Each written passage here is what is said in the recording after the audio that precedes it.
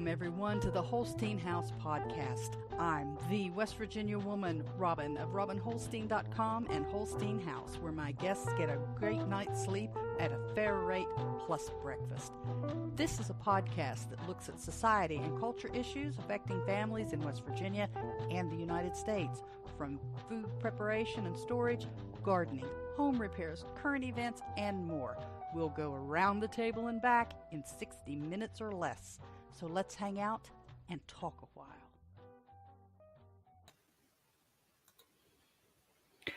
Good Friday morning, all y'all. I'm Robin Holstein, and this is the Holstein House broadcast. I need to redo that introduction, don't I? So that I say broadcast instead of podcast. But it doesn't matter, does it? It's Friday, November 3rd, 2023, and this is episode 112 of the Holstein House broadcast, answering your questions on hosting a B&B from your home, your food pantry, your food preparation and storage questions, and more. And today's broadcast, we're going to get to talking a little bit about daylight savings time. It goes away this weekend, not forever, but we'll talk about that a little bit. It's kind of like the elephant in the room right now. And then we'll talk about 5 more preps that you can do for winter. And I want to say straight off, right out the gate this morning, for a while I was doing this later in the broadcast, but we'll do it, we'll get straight out the gate. I want to thank you for listening on the podcast. I've had a few people reach out to me in the last few days, and I'm really thankful for that. I want to say a special hello to over on Fountain. Hopefully I'll pronounce these right. User Useracyan, Useracyan, who recommended that I consider reading The Cast of Amontillado for next Halloween, another Poe short story. And I had forgotten all about that. I have an older book of Poe. It's supposed to be the complete works of Poe. But it's packed away from one of the moves. I don't have it out, so I'll have to get that out and look for it, and I'll have to practice that some more. That was kind of wasn't a last minute thought, but it was kind of like, I should probably do something special for Halloween, and that's what I did. And I also want to say thanks to Jim Seifert. I think it's Jim Seifert, Jimsiefert. For following on both Nostr and Fountain. And I want to also thank Joey Delage, JoeyDelage, over on Fountain as well, for his good comments and listening. I know it's not always really exciting to listen, but I do appreciate you being there. The rest of you guys, I do see the numbers, but I'd love to put some names with the statistics and the analytics and stuff. So if you're listening on another podcast application, one of the girls over on Fountain, it's Julie, uses Pocket Cast, and I don't have that on my phone. I've got a really old iPhone, and it still works, obviously, but I don't have a lot of room to put much more apps on it. It screams at me every time I plug it in anyway. But if you're on one of those other apps and you do make a comment, and I really appreciate it, if you don't get a response from me, even just a smiley face or a yes or a like or whatever, message me. Go to RobinHolstein.com, go to the contact page and send me a message about it, and I will do my best to check those routinely so I can say hello and enjoy conversation with you. Otherwise, come over to the Telegram group. Telegram is an app, obviously, and it's really easy to use. And the Telegram group is the Holstein House Chat. And you do have to be verified. You can't just jump in, because early on when I had some folks hop in there, and they just were not very they weren't the kind of people that I wanted, or they were nasty and saying bad stuff. So I said it, so you have to be let in. So don't be surprised at that. I did have a couple people try that and then deleted their account. I guess they didn't want to go through all the steps, but that's how it is. Sometimes you have to have boundaries in your life. But yeah, just say hello. I do appreciate it when people do that. Even if you can only say, hey, I just want to let you know I'm here. I'll be listening, but I can't be here all the time live on the live episode because I do that myself. There's a lot of YouTubes and stuff that I listen to and podcasts that I listen to while I'm doing other things, and they're pre-recorded because obviously if I sit and watch them all, I'd get nothing done.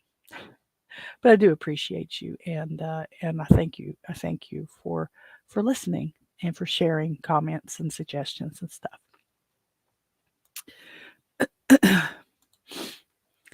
Oh, hello, Hunter. Glad to see you this morning. Woot, 112. Yeah, 112. Did I think it would last this long? Hunter, I could talk for days. That doesn't mean I make any sense when I talk. But I really wasn't sure because I'm not that focused, and I really need to focus better on topics. But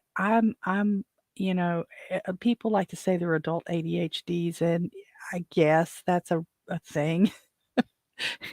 It used to be back in the day, back when I was a little nipper. No, it was before then. Back before we had so many people. About the time of the Industrial Revolution, um, people working on the farms and stuff, you went from thing to thing. And if you were a hunter, being a little ADHD was a good thing because, like with squirrel hunting, you had to see. Squirrels are all over the place. Of course, we see, we cry squirrel every time we get distracted now. But that would help you. You'd be watching something, then boom, here's a squirrel. Pew, you got him. Then if you weren't good at that, if you weren't good at watching and knowing and seeing things and reacting quickly, maybe you got shot, maybe you got hurt in an accident, or maybe you just starved to death. Um, but I don't have that focus, and I really never have, and I try very hard to keep it kind of tight, but I don't do a very good job about it. 112. I did I think I'd get to 112?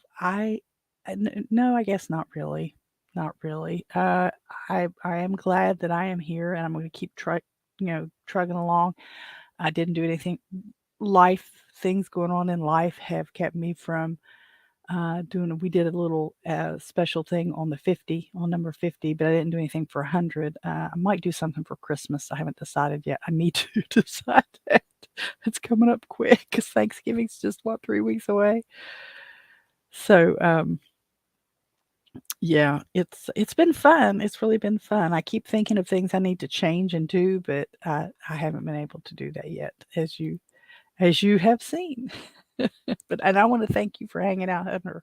Hunter, I know you can't always, have good signal, or, you're at work, you're listening to stuff, and I appreciate it when you do swing in there and say hello. And sometimes I have that part where the comments are uh, blocked by other stuff on my screen, and so I don't see people and their comments right away. Um, and I always feel bad because I was in my professional career, you didn't make people wait, like the customer, you didn't make them wait. You got to them right away. And in this, you kind of have to focus. You can, and you've seen it in other YouTubers, but Hunter, I know you have that. The side conversation can distract you down a rabbit hole that you never recover from. Sometimes that's good. Sometimes it's good, but sometimes when you really want to focus on the topic, it can be terribly distracting. But I try to be a little more lax on that, and maybe that's part of the problem. I also have to get I also have to get more real content up besides this. I'm doing a workshop Wednesday on, and I doubt this is of interest to you, Hunter, but I'm doing a workshop Wednesday on gifts in a jar, and it's like all the dry ingredients for a particular meal. Let's just say chili because that's easy. All the dry ingredients that you can put in a quart jar for chili, like the beans and the spices and the onions and all the stuff like that that you can use. And then you put a recipe tag on it and you give it as a gift with somebody, and you say just add tomato sauce and ground beef. If you obviously the beans in the chili thing is, for me, you put beans in chili, except hot dog chili. You don't put beans in hot dog chili. That could go on for days, that conversation there. And we have done it on other, like Telegram groups and stuff. We've done that. It's always fun. It's always fun. But let me get you caught up a little bit. There's not a whole lot to catch up on. We do have a guest coming in Saturday tomorrow, so I have a lot of last minute tidying up to do. In between, when I don't have a guest, when I have the calendar blocked off, I get kind of slack, and I'll just set stuff wherever. I'll come in, I'll put these things down, and maybe I put the groceries away and stuff, but I leave things like for the laundry that I haven't brought down yet, because I hate the basement. I hate the basement. I used to think I'd love a basement, but I hate it. I hate climbing the stairs, always up and down, 1,000 times a day. But it's not real exercise, so it doesn't really count to help keep you in shape. But I read somewhere that 10 stairs is considered a flight, and I think no, it couldn't be just 10. Could it be just 10? That's what's on my mind, is that 10 stairs is a flight, and it has to be more than that. But you might know, Hunter, since the kind of work you do. But I go up and down these stairs a million times a day. So what I'll end up doing is I try to lessen the number of trips down to the basement. So I'll put things over by the basement door that need to go down, like laundry detergent and stuff, and canned goods and stuff that I keep here in the pantry and all that. So and then I forget.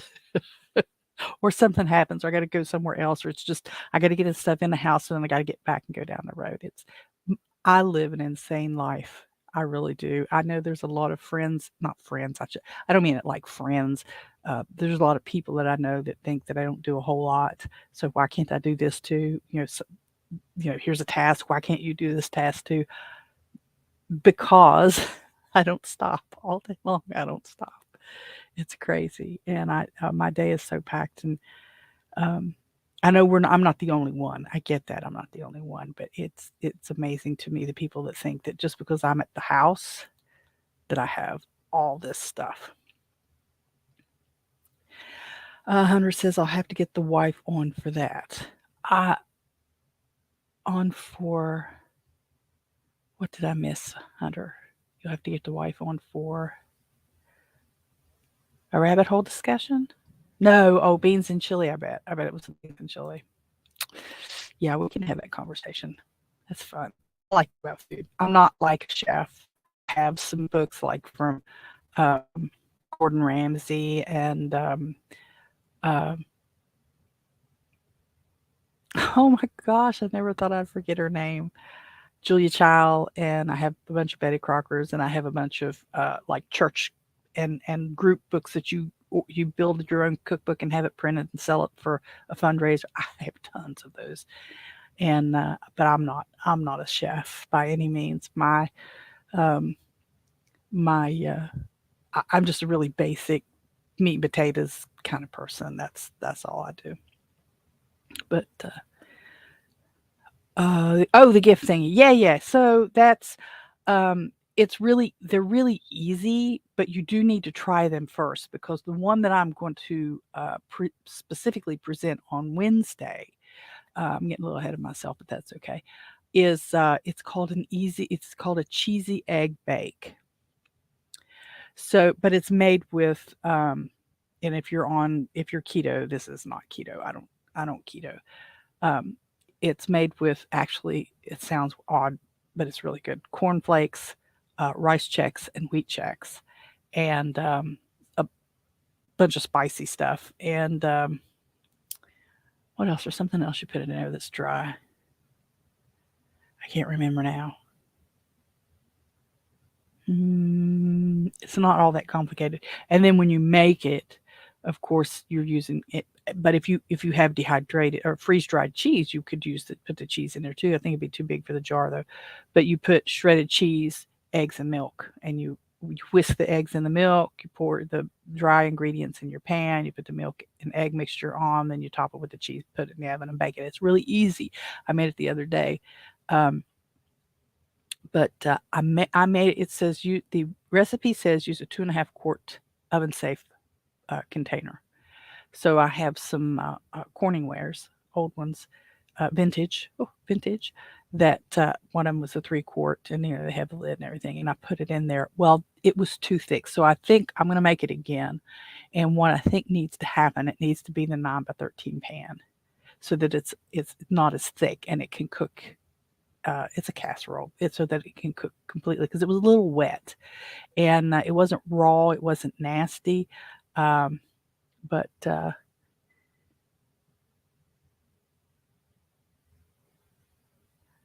um, but it was a little wet, but the top was getting too brown. So the cheese was getting too brown and the center was still a little wet. So I think it needs to be in a long pan and not the one that I had. So I'm going to make that again, and I'm going to take. I probably won't video it. Excuse me. I probably won't video it because um, it's just an aggravation to try to video. I'll probably just take some snaps and do a voiceover. But I'll get that. But it's I love to do those kind of things. They're really fun. Hunter says, the gift thingy. I don't know how many equal a flight of stairs I go until I have to turn for the next step. Yeah, so I used to walk stairs a lot, and at one point I worked on the 4th floor of a building, and I would walk up and down now listen, this was 30 years ago, so I would go up and down the stairs. But my lunch at that time, because I was going through my divorce, my lunch at that time consisted of a candy bar from the snack bar and a bottle of Coke, not Diet Coke, regular Coke, and all the cigarettes I could smoke in 30 minutes. But I walked about 3/4 of a mile to get to the building from the parking area.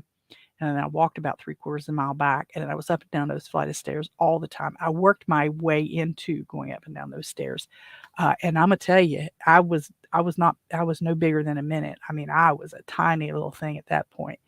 It's a shame I couldn't stay there. But yeah, the reason it was a flight of stairs was to calculate steps and exercise and stuff, and that's what I was reading the story on.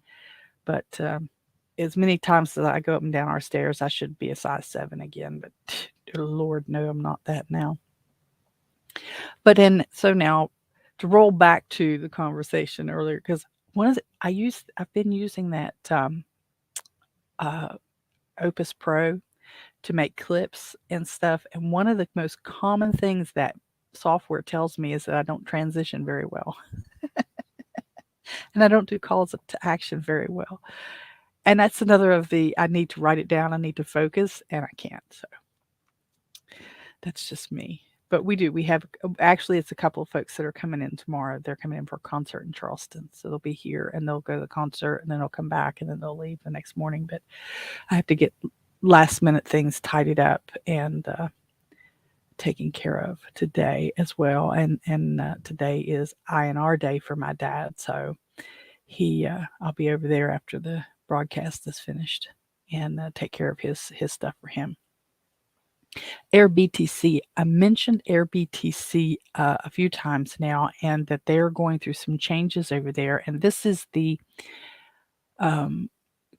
it's going to be very similar to AirBNB, only it's designed for Bitcoiners so that people will pay with Satoshis or percentages of Bitcoin. And AirBTC, I don't know if he's the founder. I can't remember now, and I don't have it open to look. But his name is Andre Van Heerden, and I did listen to him on a podcast the other day, and I mentioned that on Tuesday. And I messaged him because my listing for the peruser for the potential guest looks great. But on the back side, on my side, where I can go in and set the calendar and stuff, it's all not right. And so I had reached out to him. I've reached out to him a couple times since summer and asked him about it. And he did reply to me, I think it was Wednesday, and he said that they are manually porting everything to the new site. So it's not an upgrade to the old site. They're doing a whole new site. So I don't know what's going on with that. I just hope somebody doesn't show up here. So by mistake, or well, it wouldn't be by mistake on their part, but I just hope somebody doesn't show up expecting to stay, because I'm not getting any any reservations or any kind of communications from the actual site. So we'll see how that goes. I want to hang in there with them. I know they're a startup, and I'm kind of anxious to do that because I enjoy meeting people from all over the world and people with all different kinds of views on all different kinds of topics. And I just, sometimes it's hard. Sometimes it's hard, especially if you get somebody that doesn't share a lot of your views and your outlooks and your perspectives and things, but it's still really good to meet people. I've shared with you before the Canadian motorcycle riders that came in and stayed as they went on one of their annual trips, and they're Jewish. And I had reached out to one of them right after the October 7th stuff, and I said, I'm praying for you and for Israel because this is just a nightmare. And he just basically said thanks. And it's not something that I want to get into a conversation on the internet with someone anyway. And knowing that because they all have to serve in the military over there at some point, and he had been in for a while over there. And I didn't want to ask questions. I mean, I had questions I'd love to know the answers to, but I wasn't going to do that over the internet. That's not what you want to do. And he probably wouldn't have shared anything with it anyway. But you get to meet such wonderful people, and I've really had a blast with it. And I hope to continue it for a good long time. The coffee's already getting cold. This time of year, stupid coffee doesn't stay warm down here. I have a cup Mr. Holstein got me for Christmas the year before last, I think it was, that you plug into the USB and it keeps everything. The cup heats up and it stays charged. But I would be running back and forth so much to fill it up. It's still because when I'm drinking my coffee, it's just you might as well put a fireproof straw in the pot because I go through a lot of coffee, and I always have. After I started drinking it, I always have. So that on the AirBTC, we'll wait and see how that goes. That has some potential, I think, and I really look forward to using it and incorporating it into my options for booking rooms. So if you want to stay, you got to go to robinholstein.com and look at the Holstein House on the menu and check out the dates, check out the availabilities. I prefer that you direct book, but you can Airbnb, and eventually you'll be able to AirBTC. But we'd love to have you come and stay. So look that up. Miscellaneous. Well, I know you guys want to get on to the good stuff with the daylight savings time, but listen, I just want to touch on this for the ladies in the audience and guys who love their ladies in the audience. And I'm not getting into all that assigned. I actually logged into my online medical account here the other day just to check, make sure everything was still squared away, because I hadn't done it for a long time. And and it actually had in one of the things in one of the reports for people assigned female at birth this. And I'm like, because it was like it was like blood work, so that there's an area where guys are different. But anyway, and I looked at that and I thought, that is the dumbest crap I have ever seen. People assigned. You don't get assigned your gender. You're either born male or female. And in a rare occurrence, there are multiple genders. You have that you could be either way. That is very rare. And you're not assigned. You're born that way. We're not talking about lifestyle choices. We're talking about how you're born. You're born either a guy or a girl. And changing the name of it doesn't make a difference. Calling me a they doesn't mean I don't have girl parts. Okay? God, I'm not playing that game with anybody. Those I am so tired of those conversations and people so focused on them, I'm a they, my pronouns are this. Take your pronouns, write them on some paper, and just, I don't care about your pronouns. I really don't. So there you have it. In the raw, I don't care about your pronouns. All right. So anyway, for the ladies in the audience and those guys who love their ladies, October was Breast Cancer Awareness Month. Now, breast cancer organizations as a whole are getting some bad rap for the way, all these organizations, they grow out of their britches. They get too big for their britches. They grow to the point where they're no longer effective. They're putting more money into their administrative costs and giving stuff away and having special events and all this stuff than they're putting into research or helping people. It eventually happens to all of them. Rare are the ones that may not do that. But breast cancer awareness is a good thing. I'm not a big fan of all these oddball, it's National Sandwich Day or it's National Tennis Shoe Day or things like that. I think some of the health related ones are good because there are some exams that we do need to have. Even those who don't like to go to a physician, there are some things you need to do.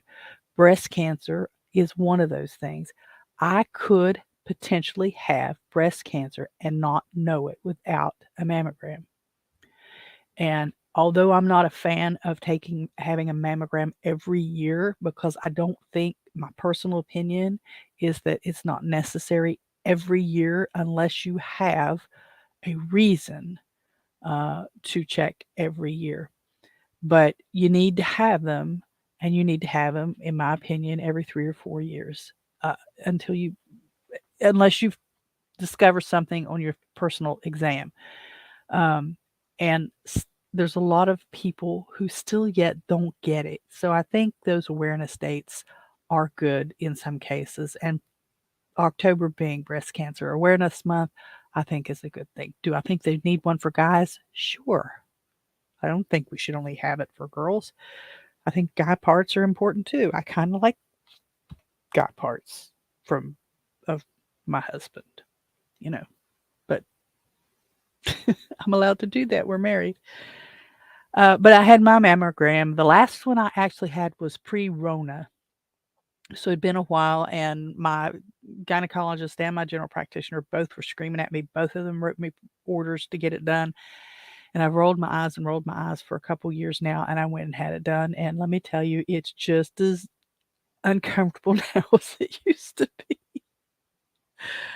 But one of the things I was looking at was when I logged into my records at the hospital was the results from that mammogram. Came back fine.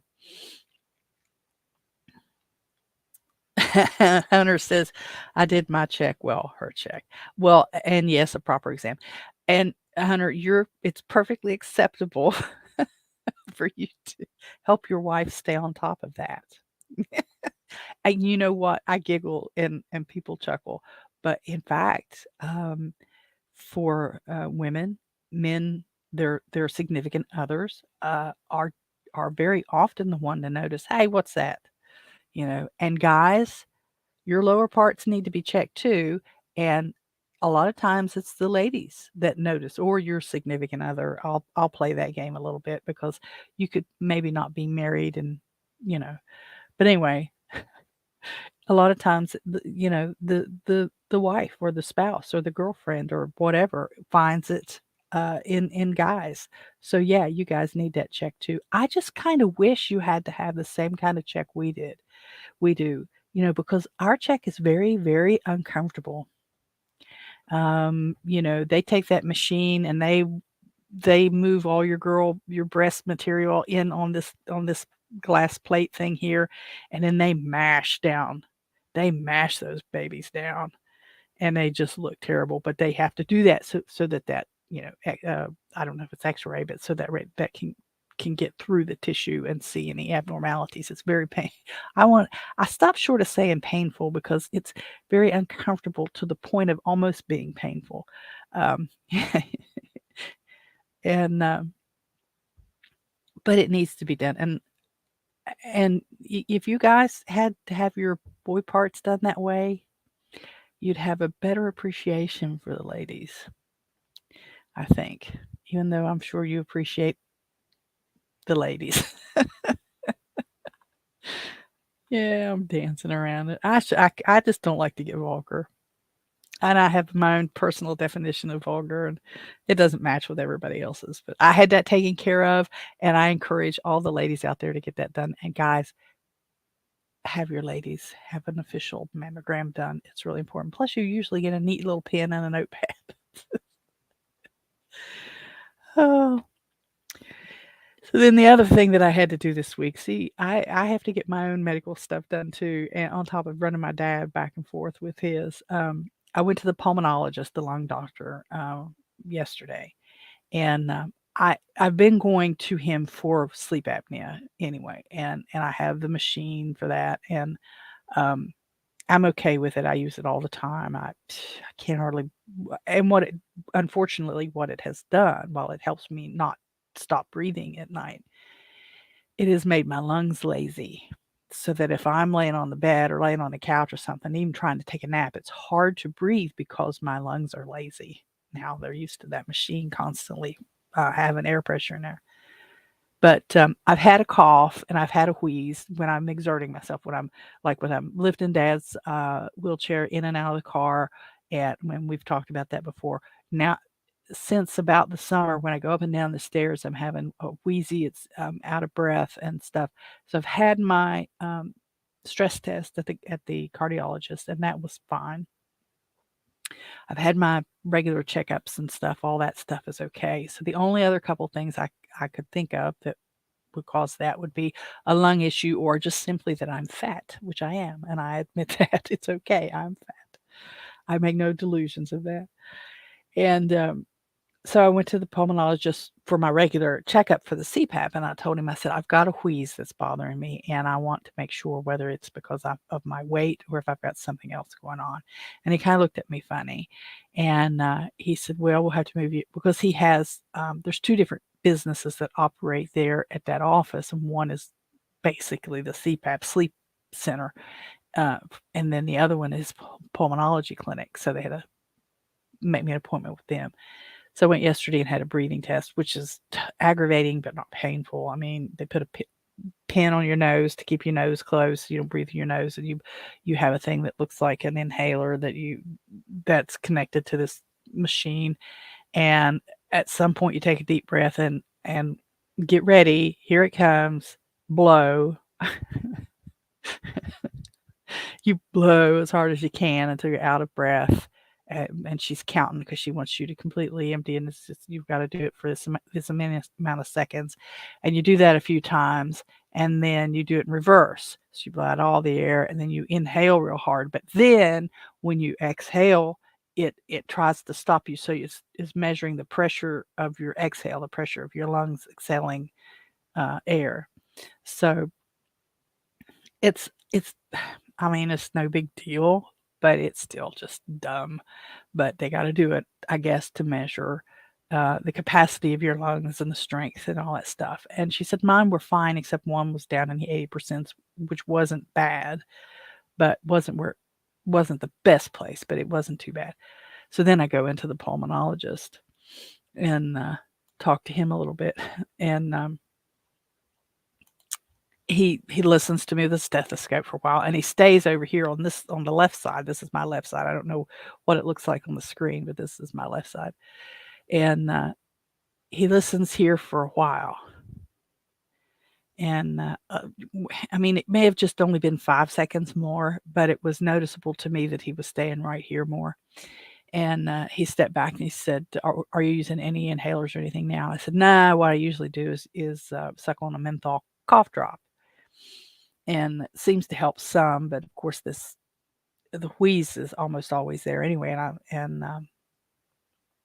So he wrote me a prescription for some kind of inhaler thing that has albuterol and something else in it, and he said, "You use this twice a day." And he said, "I want you to have a high resolution MRI of the lungs." He said, "I want to rule out," what's the name of it? Let me think. I got to look over here at the name because I don't know what the name of it is without looking it up. Smoking. Oh, what is it?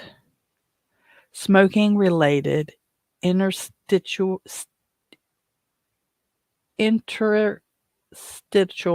fibrosis. It's like a $40 word.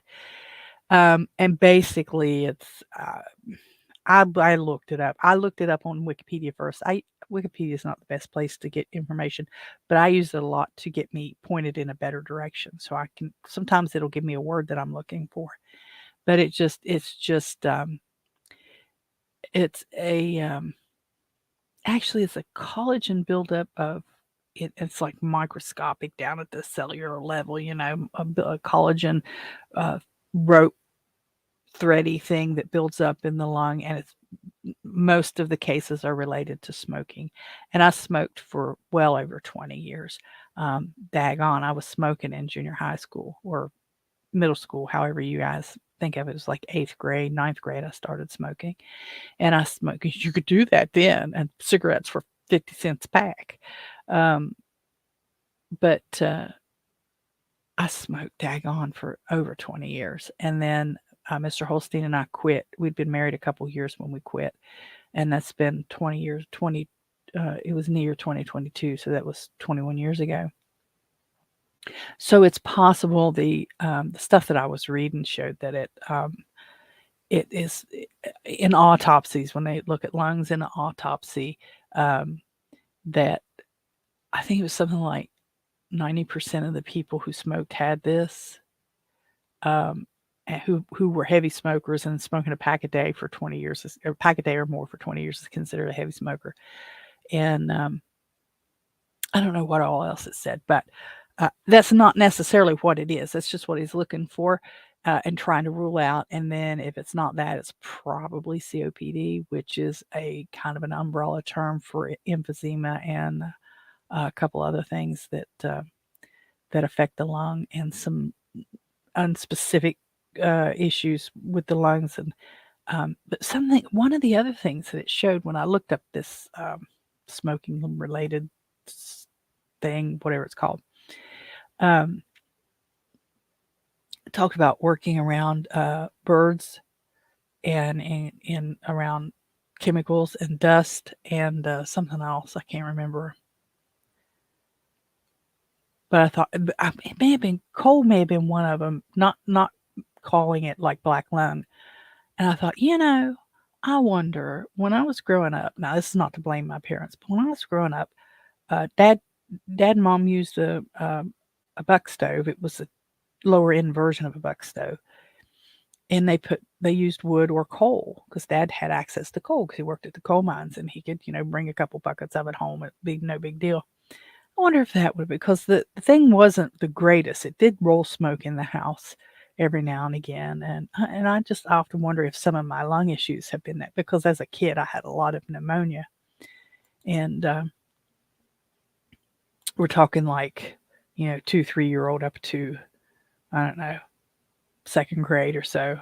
There were several times I was hospitalized with pneumonia and ended up getting, they poured out, put a sheet over me, take my clothes off, and then put a sheet over me, and then pour rubbing alcohol on that sheet to bring my fever down. Whew, it's probably the fumes from rubbing alcohol to eat up my lungs. But we'll see. I got to go. I'm waiting to find out when they're going to do the MRI. So we'll get that, and then and we'll knock it out. I work better when I know what something is, even if it's not a good thing. I work better when I know what it is. Putting a name to stuff seems to really help. And I'm a little hoarse today. You can tell. I think that's from the inhaler. I just started it yesterday morning, so I've only had 3 doses of it, and so I think it's a little bit what that's. And I hate that because um, I, I just hate it. I just don't think it's a good sound. But anyway, so we don't have anything really good going on. Anything new as far as the basement or the Ramsey house or anything. I just have nonstop well, not so much dad. He hasn't had any appointments this week. It's all been mine, but between his place and my place and the church, it's just been nonstop. We did have talking about the garden now. The garden, there's not a whole lot of garden. There's probably no garden, as a matter of fact, because we had a hard killing frost on Wednesday night. We'd had frost before, but this was a hard one, and this one temps went down into below freezing up until mid-morning on Wednesday morning. So one of the ferns that I had, and it was the one that I tried to save, I think I just killed it because it had only come back about that much. It was one of those great big ones. But I don't know a lot about taking care of them. I'm trying to learn that. But it was still out in the yard by the chicken coop. And it's just all frost killed the fronds. I don't know if the roots are damaged, but the fronds are gone. Oh, I should have had that turned off. Sorry, guys. I usually have it. I usually do keep it off. But so we had our hard killing frost on Wednesday. So that's the end of the stuff that's out in the yard. And hopefully sometime this weekend I'll be able to get the rest of the backyard cleaned up and tidied up, from all of that. So we'll get on to daylight savings time. If you haven't heard, in the United States and places that observe daylight savings time, it ends this. I don't know why it's stupid, but it ends this Sunday at 2:00 in the morning. And why they decided to pick that time, I don't think I've ever read the story behind why they picked 2:00 in the morning to change your clock. And my grandparents, my grandma, used to stay up to do that, like it mattered that it was at 2:00 and not right when you went to bed when you changed your clock. I never did get that either. But it's here, it's coming, and you're going to hear people. You may be one of the people who do nothing but moan and complain about, oh, they should leave it alone. It's going to be dark so early. It's going to be the same amount of daylight and dark, regardless of whether we call this very minute 10:42 or 9:42. Okay, the number of hours of daylight and dark is not going to change. The and not every state and not every city observes this, and not every country in the world observes this. So suck it up, Buttercup. We're going back to the time that would be normal before they decided to make daylight savings. The reason for it is obsolete now. There's no reason for it. We're not an agrarian society anymore. We may be tangled up in a war, which I believe we are, and I believe this is already the Third World War. I think everybody's just afraid to make that statement. But anyway, the end of daylight savings time is Sunday morning. Now look, if we left the time now that we have now, if we don't change it back, on Christmas Eve, the sun will come up at 8:20 in the morning, and it'll set at 5:34 in the evening. So March the 10th is the day that we would spring forward. So we're talking about 2024. So on March the 9th, the day before, the sun comes up at 6:18. The day before we do the spring forward thing next year. So the very next day, the sun comes up at 7:18.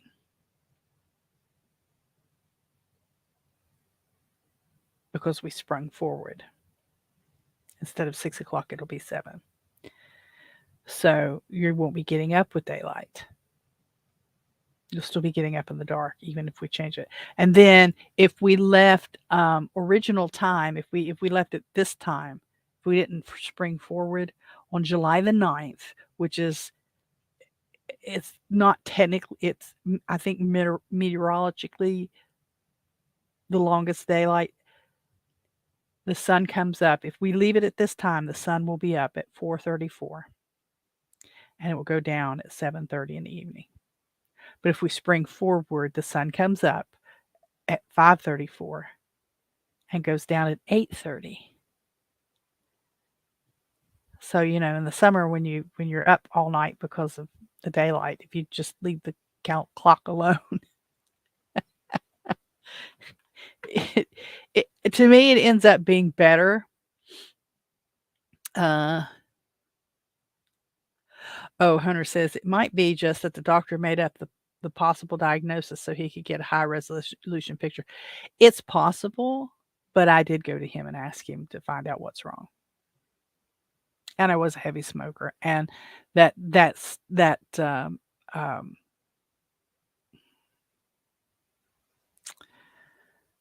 shoot. See, I'm missing words again. It's probably the Alzheimer's. Um, that study. There's several studies I've looked up. There's several different sources that talk about that issue, the smoking related whatever it was.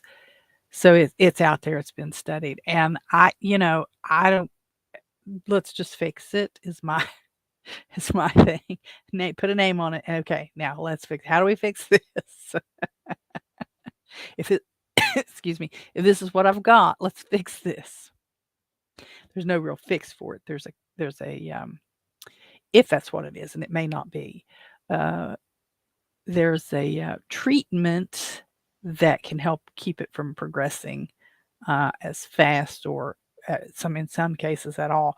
But there's no real fix unless you have a lung transplant. I'm not looking for no lung transplant. I can tell you that right now. And Hunter comes around and says again, my animals don't care what time it is. That's right. That's right. The animals, they use the sun, daylight and dark. The dogs, their stomach clock goes off, whether the clock on the wall says it's 5 o'clock or 6 o'clock. They don't care. Getting all the animals used to the change is just the biggest pain on this earth, in my opinion. But now, right now, I do get it. I do get it because right now, the way the sun comes up, I can't go out. Oh, I could, but it's not good to go out and let the birds out in the twilight or in the um. It's not twilight in the morning, but anyway, before the sun comes up, when it's just barely light outside, that's not good. But the sun doesn't get bright enough to do that until about 8 o'clock here. So then, like yesterday for this appointment, I had an 8:30 appointment. I was trying to get everything I could get done before the last minute, before I absolutely had to leave, so that I could uh, open the coop, let them out, and hit the road and get to the appointment. So, living by sun up, sundown is a nightmare. And plus, when the sun goes down, I'm sleepy. I could sleep 12 hours in the dark. I could do this. It's not a problem. So, I I don't really care. I would just assume they pick one and just stop this stupid game of daylight savings time. Just pick one and just leave it alone. Just leave it alone. All right, now speaking of the chickens, so I officially now have 3 hens that are molting. So they're not laying, and they look awful. They look abused. They look sick. It's pathetic. If you've never seen a molting chicken, it's just really sad. But we had an attempted break-in yesterday morning. Was up. I was getting the coffee, and I didn't have the kitchen light on. I didn't need the kitchen light on for that. I had enough light, but I heard it's been a cat. It's been a black cat. Uh, Mr. Holstein said it could have been a raccoon. It could have been, but it was like solid dark. I think it would still think it was a cat. And the the prints that were in what was left of the frost yesterday morning, I swear there were cats. Because a raccoon has almost like hands, right? So their little prints would look almost like hands. I'm sure this was a cat. Um, and the coop is made out of a Rubbermaid. Let me see if I can share this with you. Yeah, let me see if I can make that the full screen. It's not perfect, but yeah. So, what you see, I don't know I don't think you can see it very good, but you see that little trash can. That's what I keep their food in. And so far, nothing's been able to open the lid on it. Nothing that we have around here has opened the lid on it.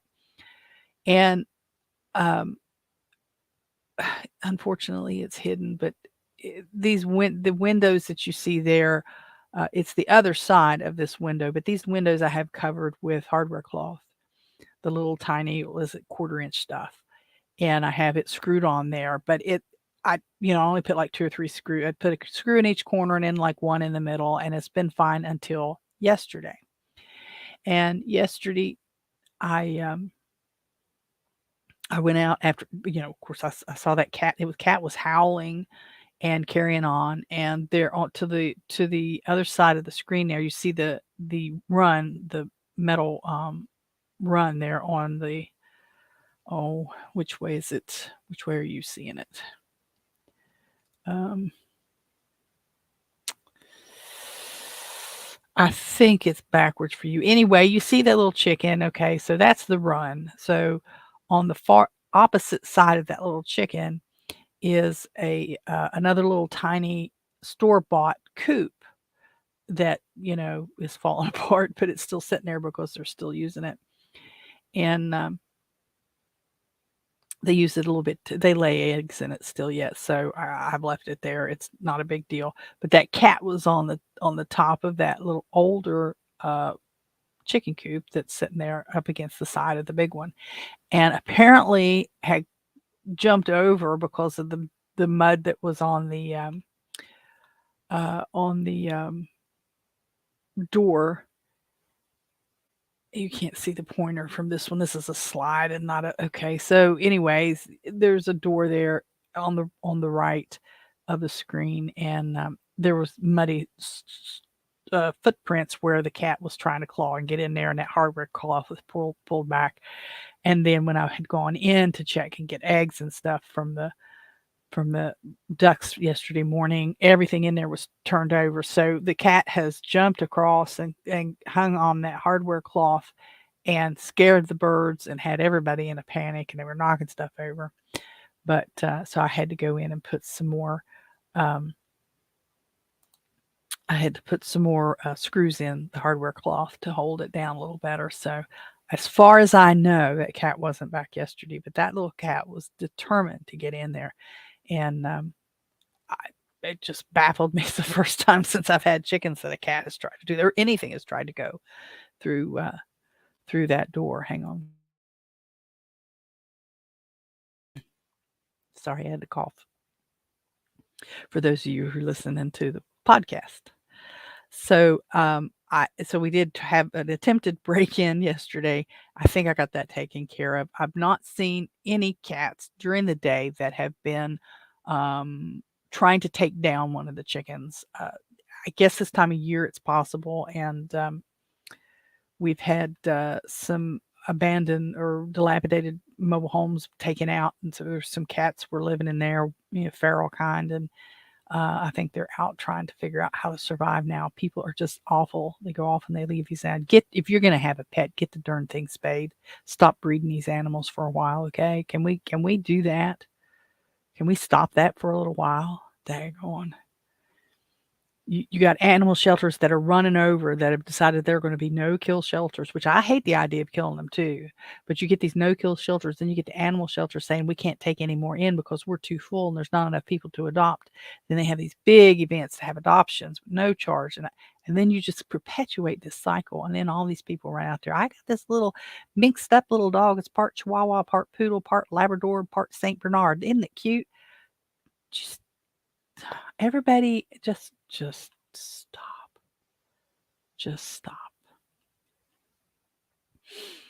All right, what was the other thing I was going to talk to you guys about? Oh, the 5 I'll skip over. I'm running a little long today. 5 more preps for winter. That's what you all stayed here for. And if you stayed this long, uh, and hung out this long, here you go. Here you go. This is it.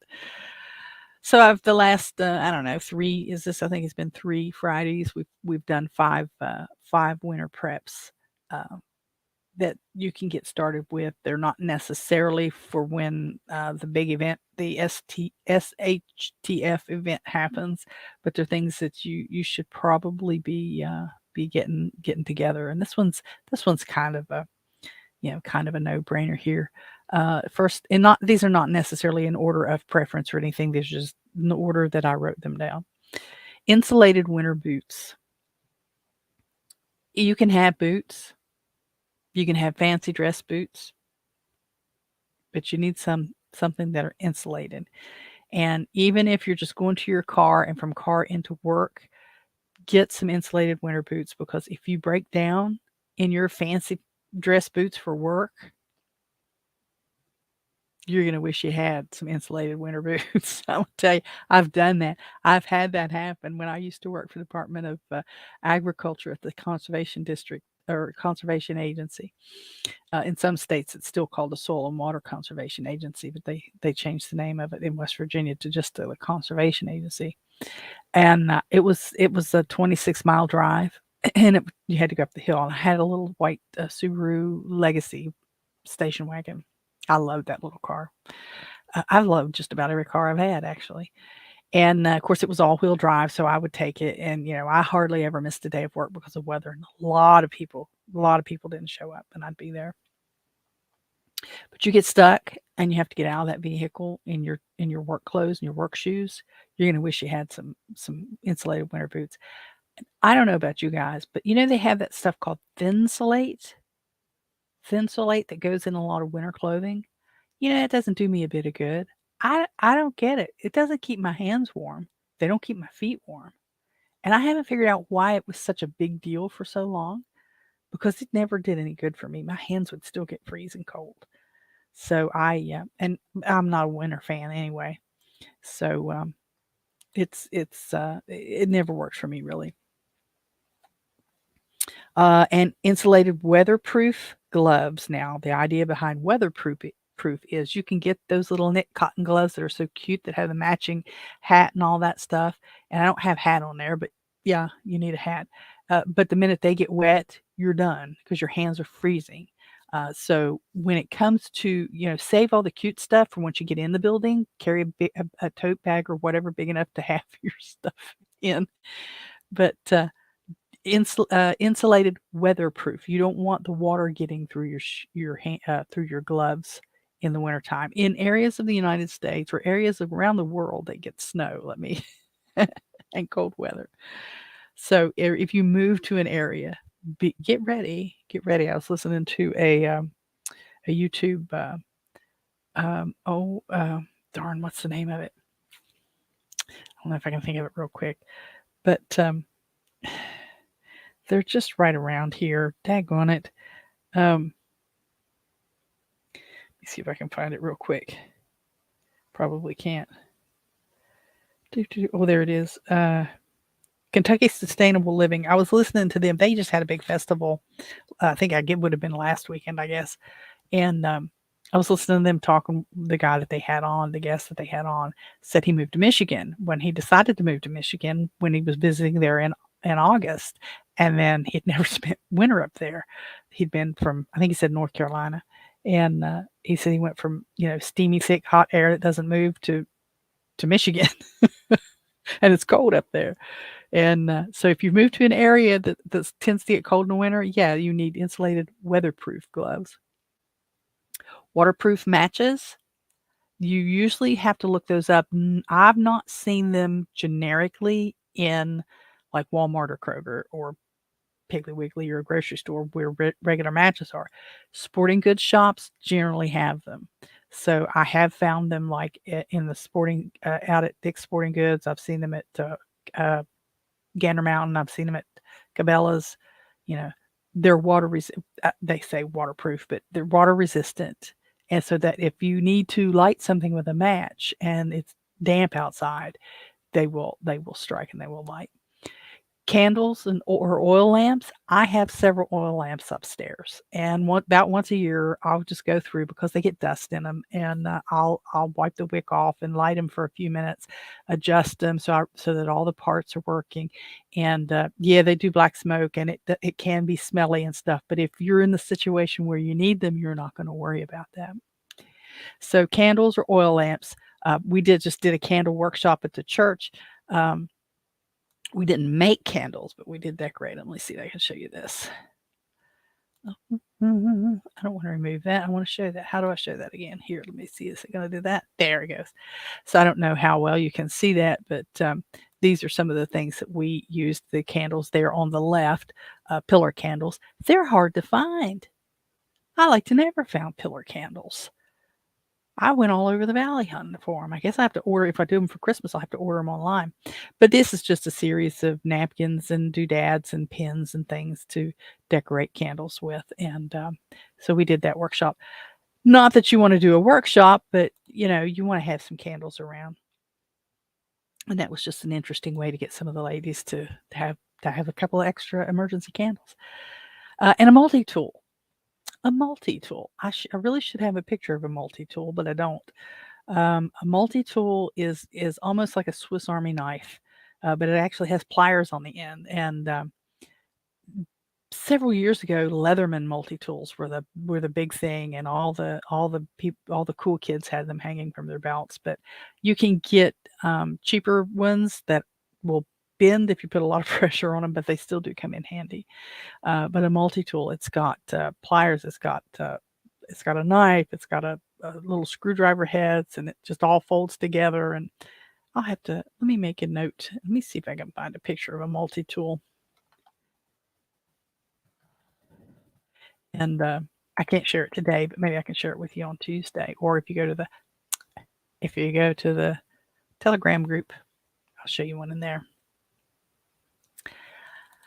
But really, kids, that's going to be about it. We've run over by just a couple of minutes on the hour. I like to try to stay at an hour, and I do have to go do Dad's INR test here in a few minutes and have some other things to take care of. So I do appreciate you guys having been here with me, and we'll do this again. I think Tuesday. Let me look. I don't think I've got anything going on Tuesday that would keep me from, unless Dad has some. Dad might. Let's see. Come on, calendar sync. Get going there. It's bogged down. No, it looks like Tuesday's a go. So I think we're good for next Tuesday. In some places it's election day, and I know there's a lot of people who kind of groan about that. But honestly, come on, if more people would vote, things could change. It really could. So I'm going to go. If you've gotten this far, I do appreciate you. Please consider going to robinholstein.com and checking out Holstein Household in that menu, or just kind of look around. Use the contact page to send me a note. Say hello somewhere. If you're watching this on the replay, please, type in replay and put hello or something like that. If you're over there on the podcasts, please just send me a quick little note and let me know that you were there. I do appreciate you. And always, if you like or you think you're going to like future things and you want to keep track of what's going on, please click the likes and the subscribes and all those kind of things. And hey, send me suggestions if there's something you want me to talk about related to hosting an Airbnb at home, or food preparation and storage, or any of those kind of things. And running a little household, a lot of folks are starting to kind of transition back to where there's somebody taking care of the house all the time, and they don't teach home ec and stuff anymore. Oh, let me share this with you real quick. And if I can see, it's a matter of there's another squirrel. I have purchased a vintage antique. It's actually an antique because it's 100 years old. Treadle Singer sewing machine, and it needs a belt, but I'm thinking about doing a series on getting it back working. I have sewn in my life, but not with a treadle machine. And as soon as I bought it, Dad said, we got 2 of those at the house. So we'll see what happens with that. But I love to, and be on the lookout, Bolo, for some of the